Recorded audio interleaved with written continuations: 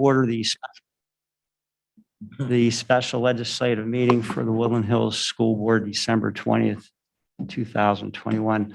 All rise for this flag salute, please. Roll call.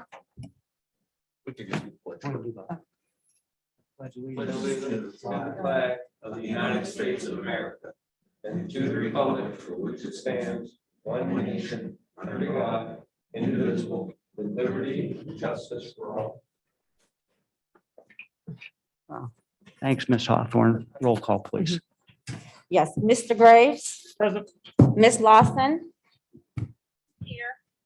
Ms. Curry. Here. Ms. Scott. Here. Ms. Reed. Here. Mr. Scott. Here.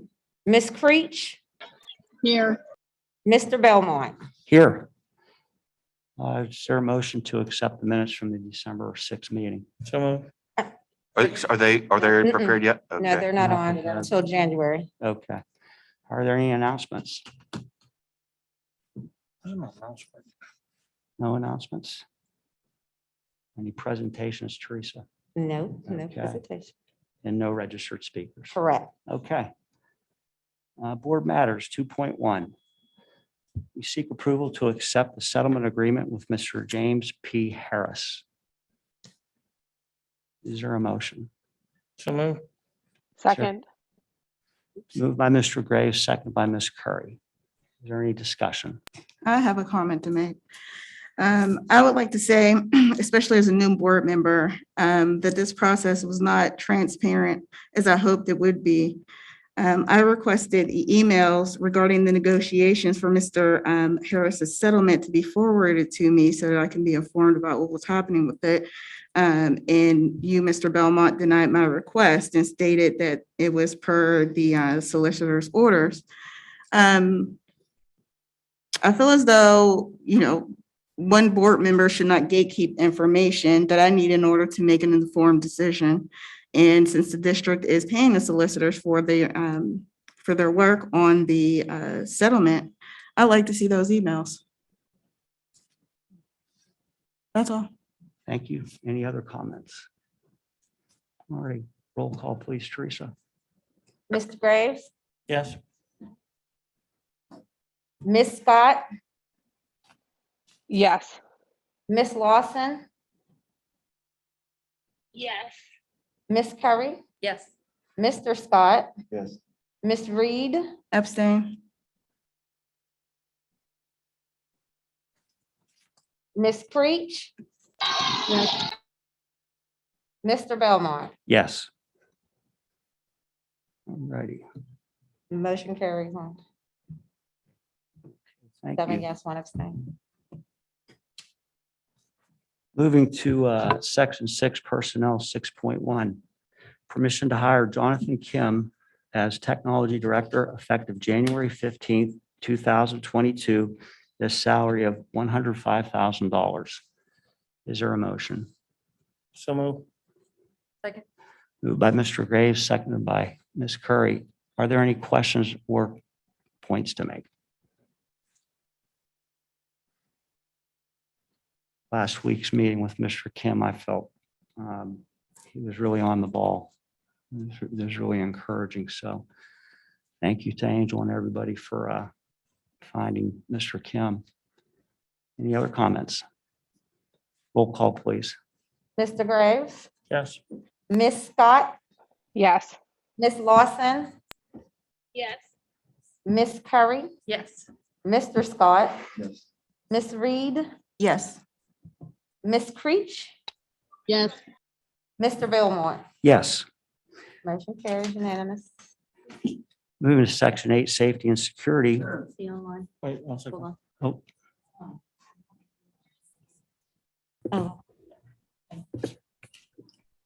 Yes, I'm here. You're asking about me. oh. yeah. Hi, Mr. Kim. Congratulations.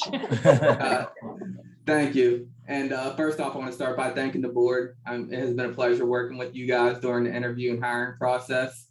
And then just for the community, a little bit about me. My name is Jonathan Kim. I'm coming to Woodland Hills after spending the last 6 years at a different school as a technology director in Westmoreland County. And before that, I was in the United States Navy working for the Cyber Defense Command for the 8 years prior to that. And then just on a personal note, I have 2 young kids, ages 11 and 8. I love watching ice hockey, football, and I'm looking forward to meeting with and working with the community. Okay, Welcome. welcome, Mr. Thank you, Kim. guys. Welcome. Thank you very much. Okay, moving on, safety and security, 8.1. We seek approval to ratify the agreement with AmGuard Security Services. If I can make a friendly amendment, I would like to have that in substantially the same form as before the board. Because we just received notice of this, and made changes to it, but there still may be some further negotiations with Gotcha. AmGuard. So Understood. I would request that we would change the motion to say we seek approval to ratify the agreement with AmGuard Security Services in substantially the same form. Substantially the same thing. Yep. Is there a motion to, for lack of a better term? A do motion to Mr. amend. Motion to amend. So moved. Okay, thank you. Second. Second. Second motion by Ms. Curry, second by Mr. Graves. Any questions? Now, this is just on the amendment. So Just on the amendment? No amendment. Okay, roll call, please. Yes. Mr. Graves. Yes. Ms. Scott, Yes. Ms. Lawson, Yes. Ms. Curry, Yes. Mr. Scott.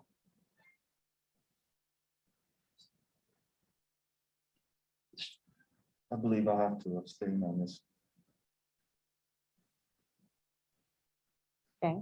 Ms. Reed, Abstain. Ms. Creech, Abstain.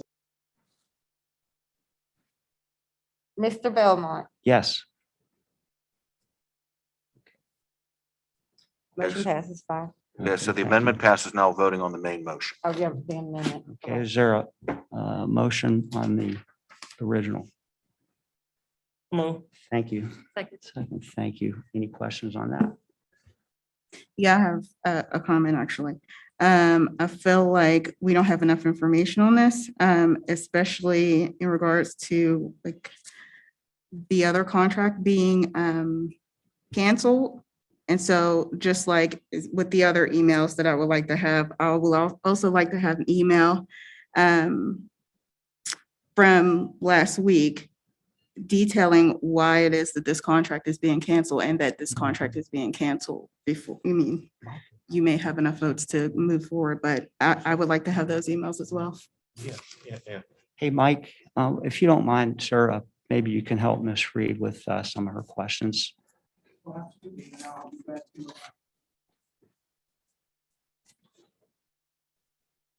I don't have any questions right now. It's just, I would just like to see the email. I don't, Understood. I'm just supposed to come up here and say that. okay.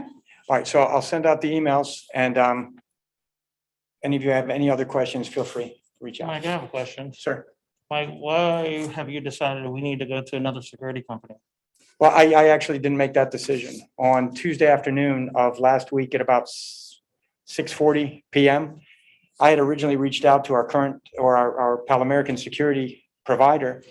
And I asked, I'd gotten an email or a text message, I don't recall which one, that afternoon about evening security. Now, Monday through Friday, after school hours, we typically have at least 2 security personnel at the high school athletic wing because there are a lot of practices that go on there. Game times, we add on to security, but for practices, we keep at least 2 to keep any unwanted, unauthorized personnel out of the building. So going back to late August at our football showcase, security has been pretty much of a challenge all year, staffing wise and everything like that. And we understood that, due to COVID, it's been very hard to hire vendors that typically outside the security arena, like Target, for example, and Amazon.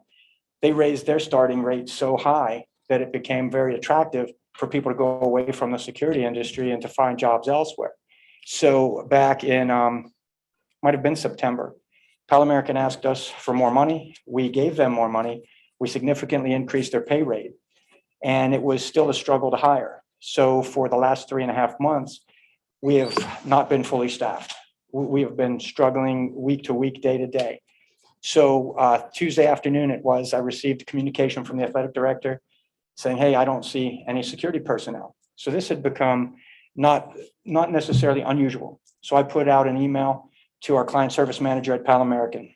And I said, do we have security? If so, where are they? So a little while later, he doesn't answer me, but his boss shoots me an email back and follows with a voicemail email kind of simultaneously, really kind of hostile. And he said something to the effect, and then I had put this out in a previous email, and make sure you get all these because it's actually kind of chronological. And basically he said, you may not think we do our homework around here, but I see an ad on a competitor's website that you're looking to replace us. So we had been dealing with 3 other vendors since September in the event that Pal American couldn't measure up. We were looking for an alternate back then, but we decided to stay the course, honor the contract, and work with them with Pal American as our partner. So again, for 3.5 months, that was the course that we maintained, and it was an uphill fight. So let me ask you this, Mr. Petrocelli, have we had consistent security? No, sir, we are not. Okay, and how many security officers have we been down consistently in our buildings when it comes to the safety and security of our children and our staff? We have originally planned for 8 at the high school and 6 at Dixon Intermediate. Correct. And towards the end, we were able to get 7 at the high school. But then what started to happen was it became a bit of a shell game where Dixon would be shorthanded. So they would call the high school and see if the high school could send any of their 7 or 8 down to make up the numbers at Dixon. So moving security officers from school to school does not constitute staffing. Right, there's no consistency in that, is that correct? No, sir, that's correct. So let me ask you this, has Pal American have fulfilled their obligation to us on a consistent manner throughout the several months in which we contracted with them? No, sir. Okay, so what is the deal with AmGuard, and will they be properly staffing our buildings for safety and security of our administration and also the students? Well, the management piece at AmGuard, I think that was the breakdown at Pal American. They had a changeover in management, and things started at the top and worked their way down. We were able, through some fast phone calls and the fact that back in September, I put out feelers to 3 different companies, all of them local.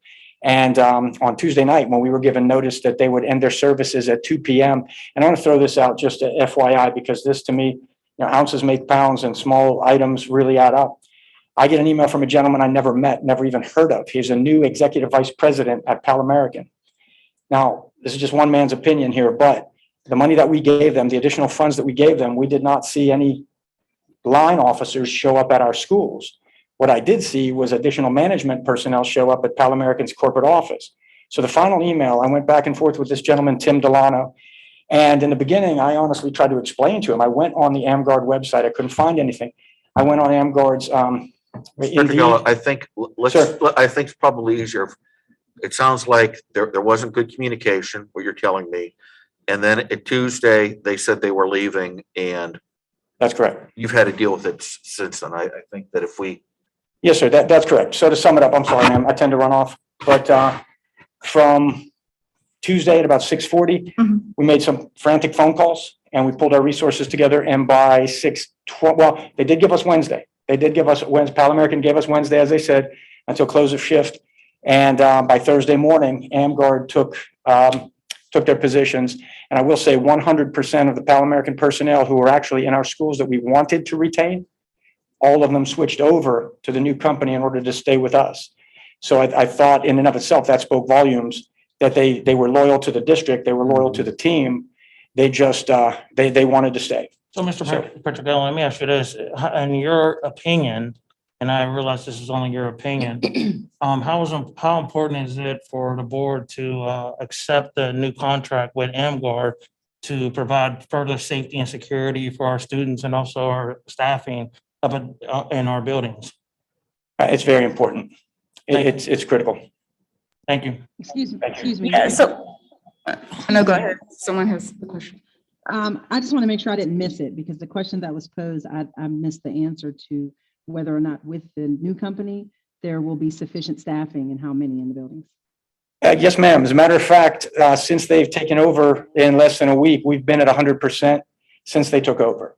And again, that's in retaining the officers that we wanted to keep with us and providing us some new numbers. What actually happened in our favor was they recently were hiring security personnel for Franklin Regional School District. So the fact that they had some additionally cleared security personnel in their roster, that helped us out quite a bit. So we've been at 100%, and I think now, we're moving forward pretty fast. It's been a good week.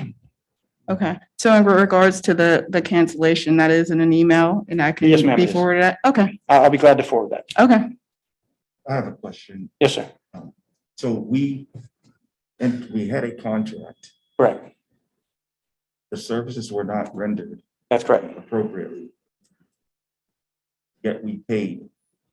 So where is how do we ensure that that doesn't occur again? It seems like, what action do we take when they did not actually fulfill the contract and we paid them? What do we do next? If you want, I mean, I can explain this to you in executive session after the meeting of what, our options are, okay? Because this may involve legal matters that we really shouldn't discuss in public. Okay. Thanks, Mr. Vogel. Anything else, Carlton? Ron, any questions? Terry or Bridget, Marilyn, anybody? Mike, thank you Yes, sir. for Thank you. summing that up. All righty. Roll call, please. Mr. Graves, Yes. Ms. Scott, Yes.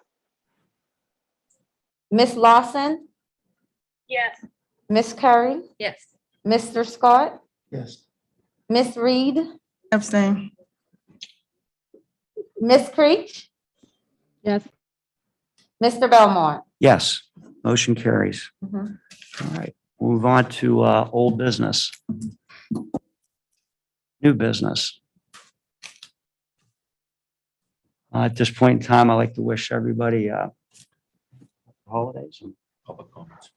I miss public comments. Thank you, Oh, John. Mike, I have some new business I wanted to throw out too. Okay, go ahead, Marilyn. Sorry, I'm homesick, so apologies for not being there in person, but you do not want the stomach virus, I promise you. I've heard from a lot of families in the community with questions and concerns about our plan to potentially return in a virtual instruction setting after the break for a number of reasons related to, but not limited exclusively to, issues at Dixon, lack of appropriate security staffing, COVID cases on the rise, and people seeing family members over the holidays. So I wanted to sort of open the floor for discussion about where we as a board stand on, considering the idea. I think if it is something that we want to offer, we should be giving our educators and our administrators as much lead time as possible. And even having this conversation today feels later than I would like it to have happened. But I think it's worth having a conversation about. Anybody like to respond? I would like to ask Ms. Scott, because I didn't hear it, what building she was referring to? Because I think I think the district as a whole. I have specifically heard from a number of parents with kids at the elementary level, just because those are the parents I tend to see most often, but also at Dixon as well. Thank you. Thank you. Thank you. I can co-sign with that as well. Repeat that, please. Is this Bridget? No. Does anybody have I'm sorry, can you hear me? a little bit? Can you hear me? Yes. I'm sorry, I don't know what's going on. Can you hear me now?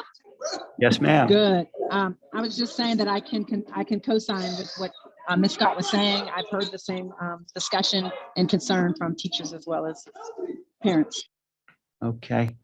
Bob Finney has some input here. Come on up, Mr. Finney. And after Mr. Finney's done, I'd like to hear from Mr. Wilson about Mr. Scott's comments.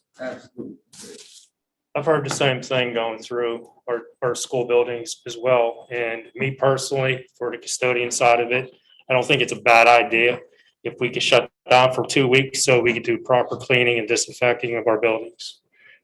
We could use the time to make sure everything's cleaned and fogged in that time. Okay. Thanks, Mr. Finney, for Thank you. that. Mr. Wilson.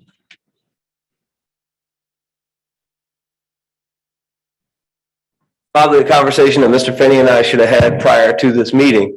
But I can tell you that from an academic perspective, we have absolutely no intention of going virtual after coming back from the break. We are ensuring that every scholar goes home with their Chromebook in case there's a snowstorm on January 3rd, or in case Omicron is it is unexpectedly more severe than the Delta variant. But per the CDC guidelines that came out last Thursday, they're not even recommending quarantining for close contacts that test negative anymore. The CDC is recommending a test to stay model, which we currently don't have an outline or a blueprint for what that looks like in the district. But the CDC is doubling down on, in terms of COVID, keeping children in the building as much as humanly possible, even with the spread of Omicron, and only having scholars home that are testing positive. So in terms of Omicron, there is absolutely no academic reason nor plan for us to be virtual when we come back. We do plan to ensure that every scholar has a Chromebook when they go home in case we do have a snowstorm, or in case the CDC guidance changes. Anybody that was here March of 2020 knows that it's likely to change every day between now and January 3rd. And if the guidance does change, then we will be ready to be virtual, but we do not have any intention of being virtual when we come back. I can't speak to any of the other things that Ms. Scott was talking about, nor to the cleanliness of the buildings, but in-person instruction should be a high priority based on what we're hearing from the Department of Education and the CDC. Mr. Wilson, we appreciate that question. Do we have an idea, the kids went home today, what percentage of those kids have their devices? All of the 6th through 12th grade scholars have their devices. Not all of the pre-K to 5th grade scholars have their devices.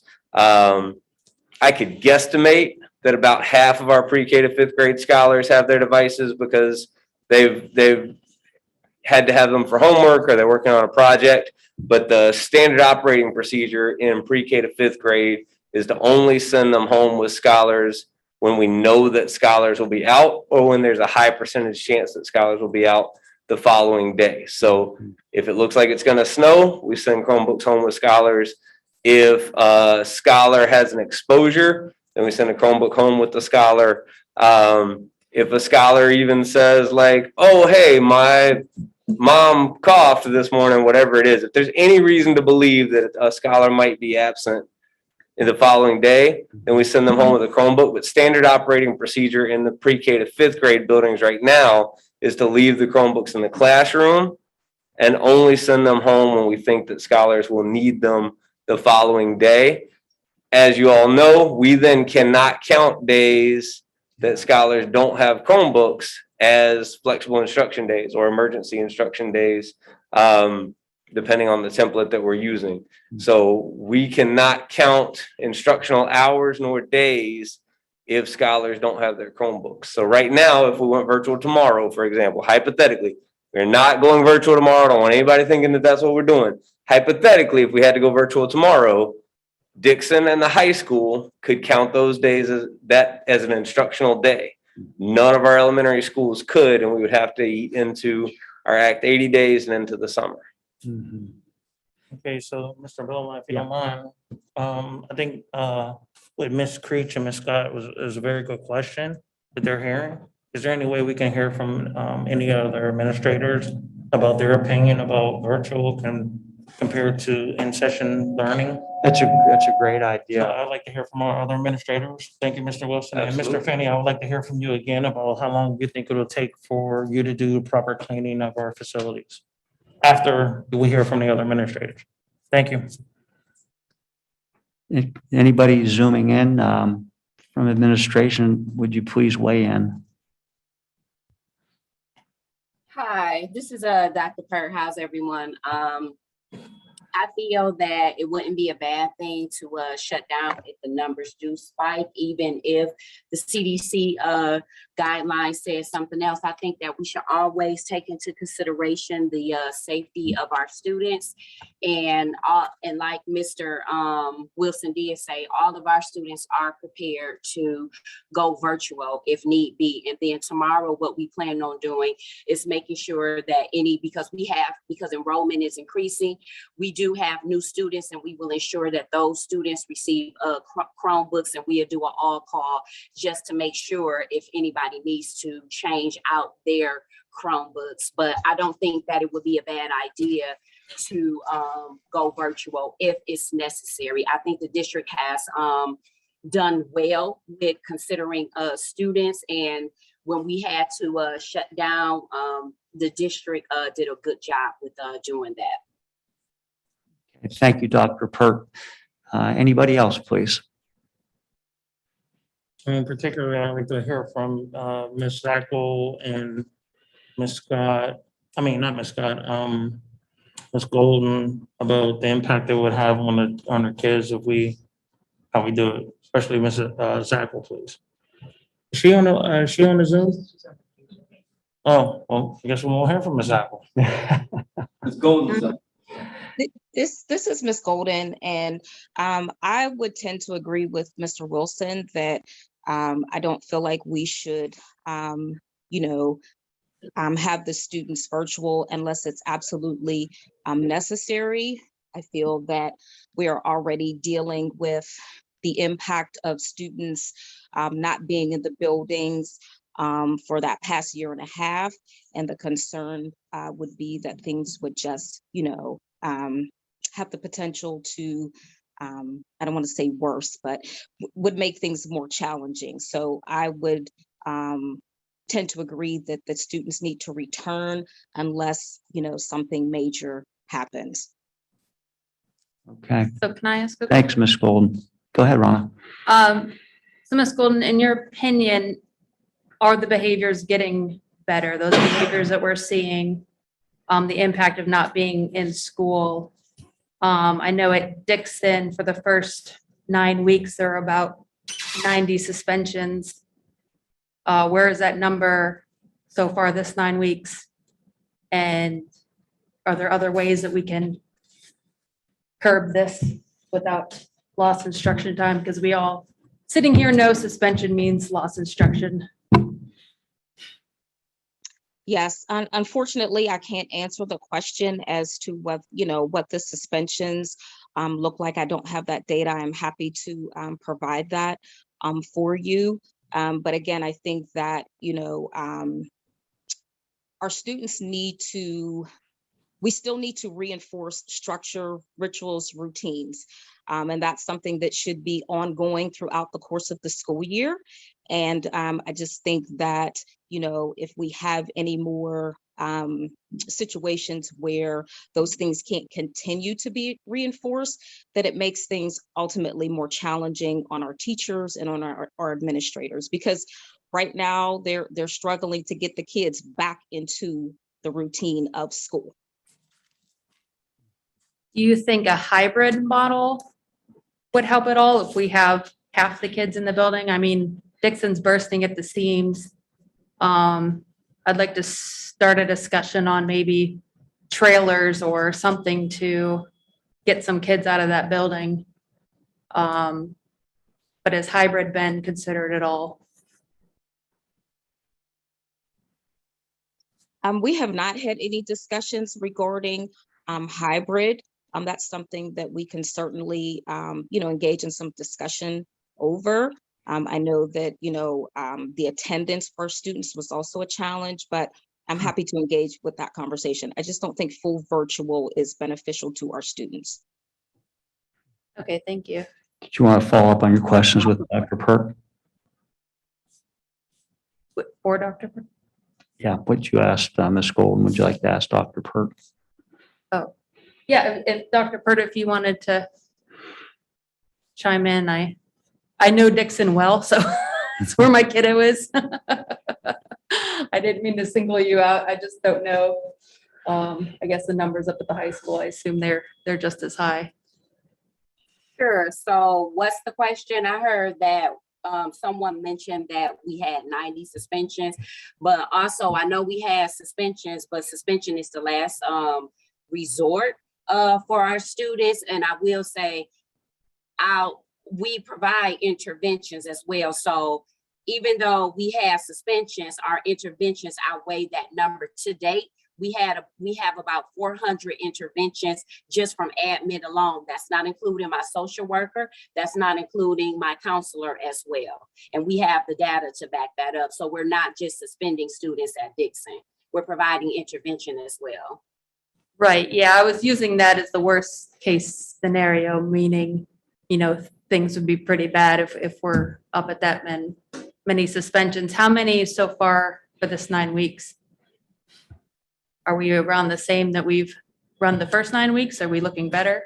Sure. So yes, suspensions we have decreased with our suspensions. However, to date, the last time when I looked at the data, we were at 140 suspensions, and we're doing well because past data showed that the district had over 700 plus suspensions. So we're doing well at Dixon. I don't think that we're going to supersede that number. However, we do enforce our protocols and we do enforce the code of conduct. And for the most part, 90% of the students are doing what they're supposed to do.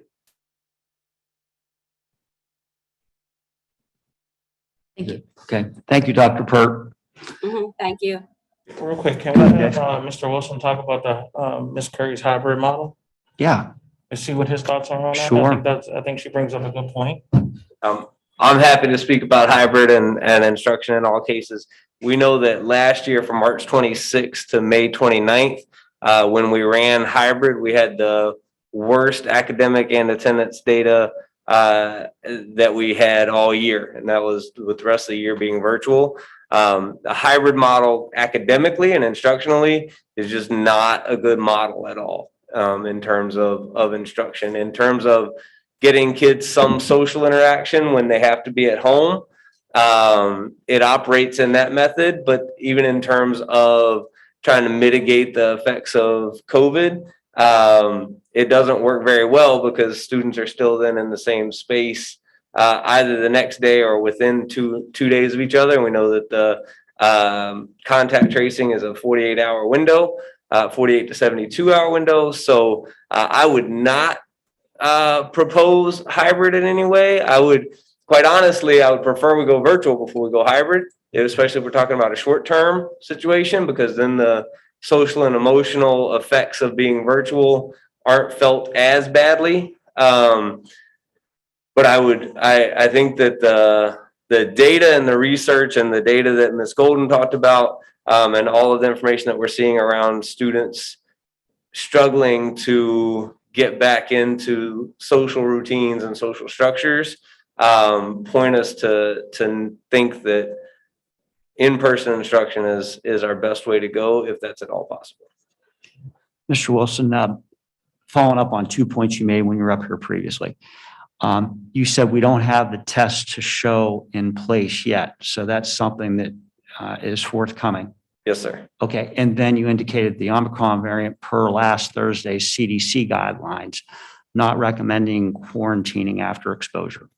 That's right. Okay. If we can test to stay. Right now, we don't have the capacity to test to stay. Yeah. So right now, we're going to stick with the previous CDC guidelines, which were if you're a close contact with a positive case, then you're required to quarantine for 10 days, or you can come back after 7. If you've had a test within 3 to 5 days, you can come back on day 7.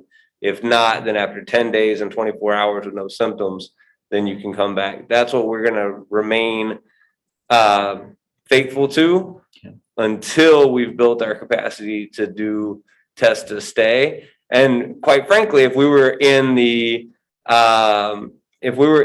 time window when we had low cases, then our capacity would be fine now with test to stay. In the times when we had, 1 positive case per building per week, then you have a nurse testing 5 to 10 scholars per week, we have the capacity to do that test to stay. If the numbers for Omicron spike, as it looks like they're trending to do, then we don't have the capacity to have nurses testing 100 scholars a day. And we would need to rely more heavily on quarantining. Thanks for the clarification. Absolutely. Anything else from Mr. Wilson? Okay, thank you. Can we hear from Mr. Finney about the cleaning? Yeah. his timeframe about Mr. the- Finney, Mr. Graves had a follow-up for you. I'm sorry to bring you up again, Mr. Finney. We left that question out there and I want to hear your opinion. on it. Again, like I said, if it was something the district was thinking about doing, it'd be very beneficial for the staff to do a more in-depth, deep cleaning in our buildings, which 2 weeks would be suffice for my staff. Don't get me wrong, they are cleaning, they are deep cleaning their tables, their chairs, their hand railings, water fountains, and all that stuff. It'd just be nice to be able to wash some walls down and stuff like that, like we do in the summertime. Or fog in the buildings as well. So I would say 2 weeks would be suffice if that's something the school district was going towards. I think I personally would encourage the board to think about Plan Bs because right now in central Pennsylvania, there's a big outbreak in Omicron. And also nationally, there's 1 million people a day who's testing positive for it. So I think with due diligence, I think for us to have a plan going forward on what we're going to do after this Christmas vacation, everybody's intermingling with everybody, that we should consider a plan for January of if we don't do in-person instruction, what's our alternatives? So what you're thinking, Dave, is plan for post-Christmas, but for the rest of this week, stay as is. I plan there's going to be a very big uptake after Christmas and everybody intermingling and vacationing and Yeah. seeing grandparents and all that for January 2nd, I'd say the first and second week of January. Okay. All right. From what I'm looking at, was statistically what's going on throughout the nation. Got it. Ms. Yeah, Curry? sorry, I hate to keep talking, but, so another big aspect I think is staffing. Mhm. How short are we on teachers, Angel, if you don't mind? Again, I can speak personally as well on this. Sure, currently we have several leaves due to maternity and other health-related matters. On a day-to-day, it's typical, you'll have several call-offs in the building. I mean, that's for personal and sick reasons not related to COVID necessarily. We do have a struggle with getting substitutes as nationwide, as we know. We do have building subs in each buildings, but they are being used to capacity. So they're not available to spread out as we would hope and what has been done in the past. So there is that struggle. And we do have current leaves coming up that can't be denied because again, are due to health reasons. So we do have that as well. Again, not related to COVID necessarily, but for other medical related instances.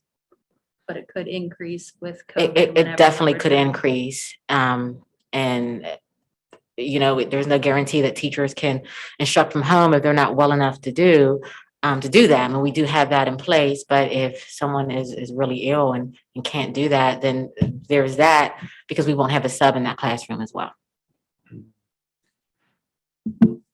Following up on Ms. Curry's question. So when we were virtual, what was the absentee rate then versus instruction? There wasn't. There may be a teacher that needed to go to a doctor's appointment, take a half a day or something, and they would post work for their class. So it wasn't the struggle that it is now because we didn't need subs for virtual instruction. Yeah. Okay. That's Unless, again, we had a leave of absence and we would plan for that. okay. Anything else from Ms. Boyd? Okay, thank you. Sure. So, Mr. Finney, come on up. I'm sorry, That's okay. I should have mentioned, I heard a lot of discussion about the trailers like we had at the old intermediate school. So I've already reached out to Swissvale Borough to find out if we could do something of that nature, because there are regulations for those buildings, and those buildings have to be close to the building itself, like at the intermediate, for the safety of the kids to get in to access the restrooms, because the trailers do not provide restrooms. So, and from what I'm understanding, we're gonna need about 4 to 6 trailers. And I don't see anywhere where we're gonna put them that is close to that building. But I am looking into it. I started on it last week. So I'm hoping to have some numbers and some information from Swissville. Okay. All right. Thanks, Bob. All right. Well, we're hearing all sides of it. So where are we at? Does the group want to go virtual for the rest of the week, or you want to stay in-person instruction, come back after the break with a plan per Mr. Graves' suggestion? Mr. Scott? We got a lot of good information. I'd like to discuss it. Can we do that? We can do it right now.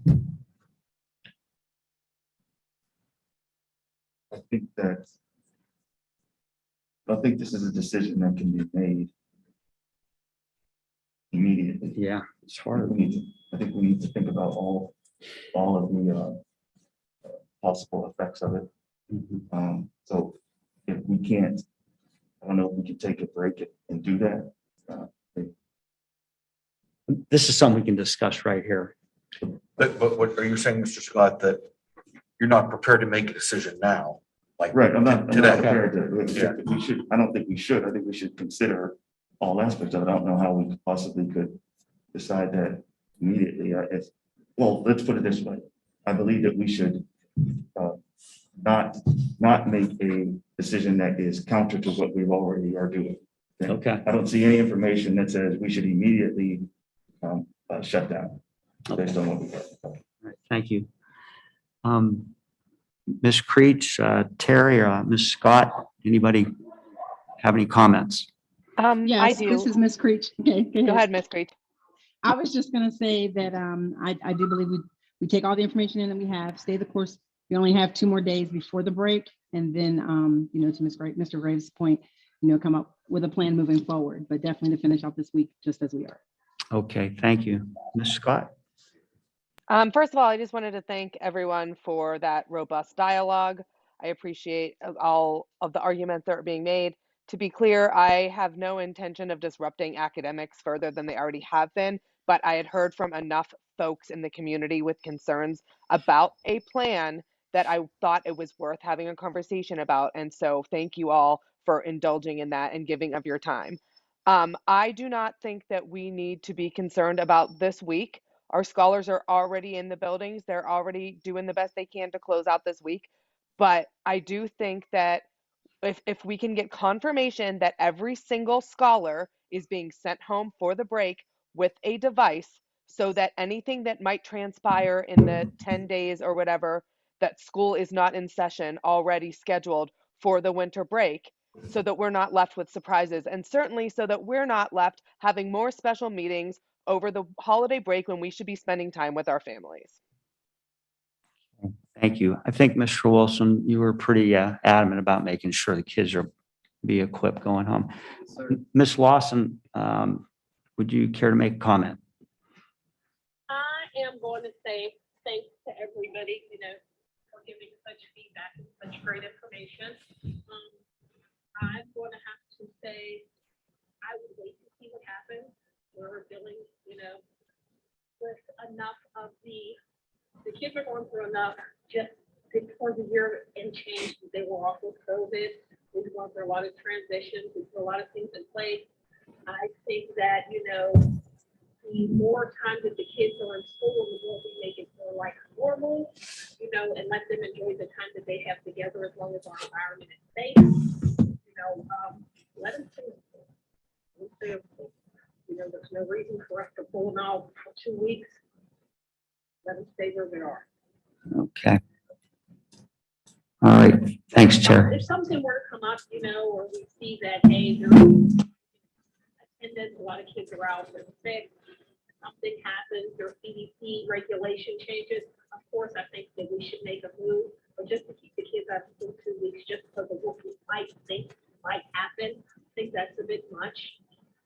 But thank you. Okay, thank you. Ms. Reed, do you have any comments?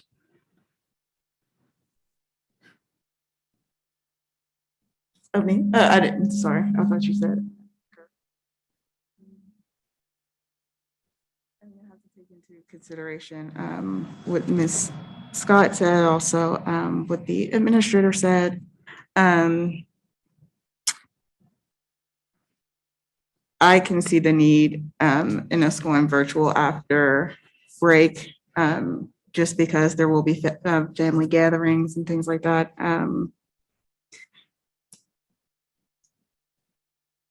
I would be more in favor, really, it's a virtual option. I can understand why, other folks would want the students to immediately go back to school. I understand that as well, but I would lean more towards a virtual option. Okay. All right, thank you. All right, David. I think I'm gonna have to agree with my fellow board members, Mr. Scott, Mr. Scott, Ms. Creech did, and Ms. Lawson did. I feel like at this point, we don't have enough information knowing what the numbers are gonna end up being. I just think we should I think we should think about an option, but I'm on Mr. Wilson's page that there's nothing better than in-person instruction within our district. Our kids do better, and that should always be our focus. So until we hear something or we get numbers that are different than what we have now, then I think we should go with in-person instruction we can't no longer do it at a safe capacity for our kids. And I think that's their best opportunity for success if we continue in-person instruction. Okay. All right, thank you. All right, we'll wrap up discussion on all that. We will stay in person for the rest of this week. Our group is diligently planning contingencies for after Christmas, and we'll make sure, I know the administrators, principals, teachers will make sure the kids have their Chromebooks on the student's person as they go home for the holiday break. Is there any other new business? Yeah, I don't see anything. Okay. Any public comment? Okay, thank you. Please state your name, address, and comments for at 2 minutes. Thank you. Okay, hello, my name is Carlisa Turner. I live in East Pittsburgh, and I have several children in the district. We would waste my whole 2 minutes if I had to tell you all that. So as I sat here and listened, I took some notes. And one of the things that struck me was a conversation about virtual versus in-person learning. And I had some other points that were more important to me at the time until this conversation came up. Some of you people know me, some of you people don't, but I'm sure you will get to know me. On December 13th, 2021, my husband passed away at the young age of 35 from complications from COVID and these new variants. So what I want you to do is take that into consideration as you make your decisions on your virtual versus in-person learning.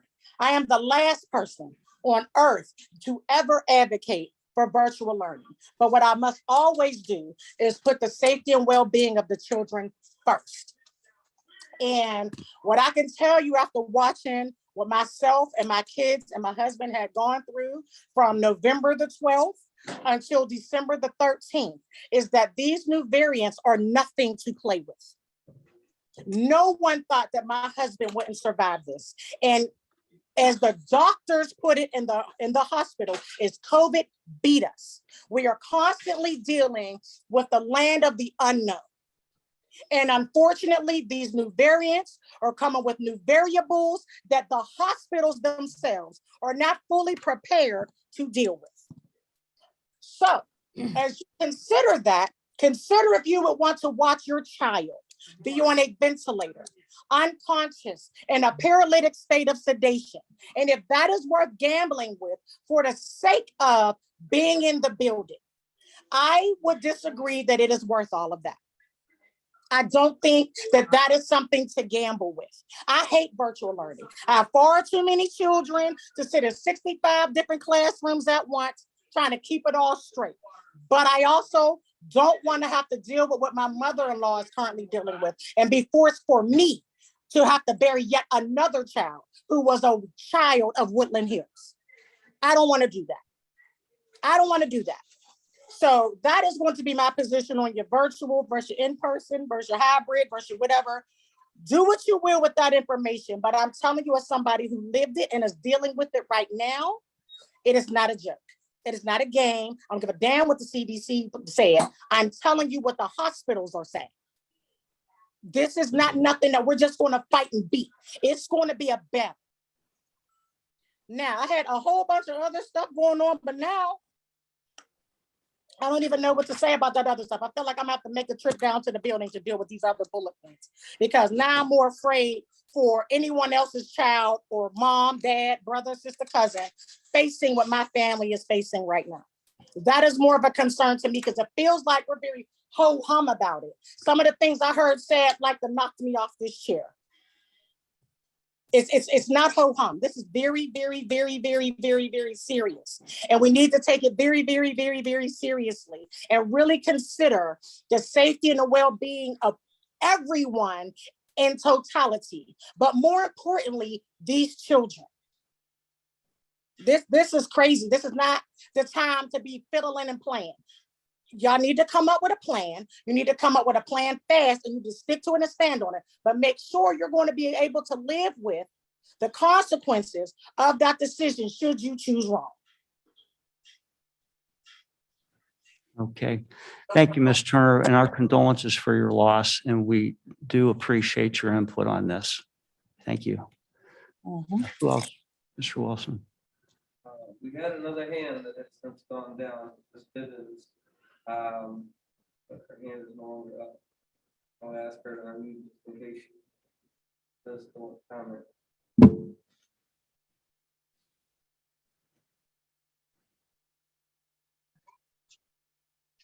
Hello. Hello, Ms. Bivens. Yes, yes. Good evening. So first I want to say, Corlisa, sorry for your loss again. She's a personal friend of mine, so I already, told her, but I want to say it again. My issue is with Miss Perks. Is it Miss Perks or Dr. Perks? Dr. Whatever. Perk. Yeah, her.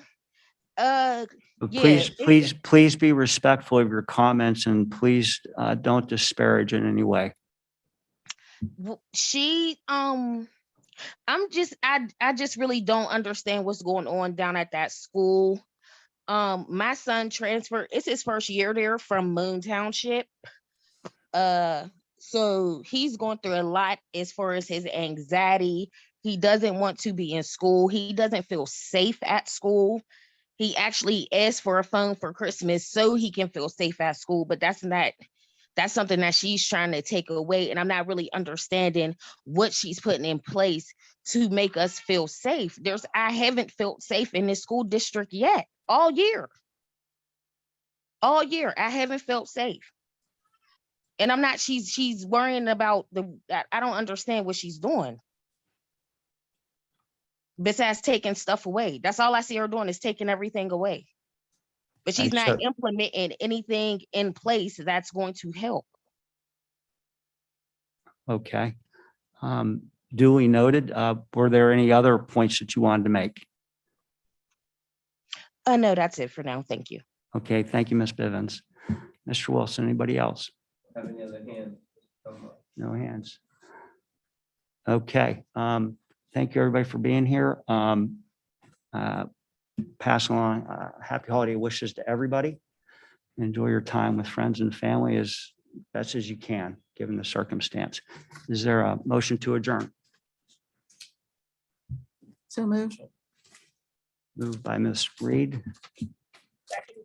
Second by Ms. Lawson. All in favor signify by saying aye. Aye. Thank you. Aye. Adjourned. Happy holidays. Yes, that's yours. Have a good night.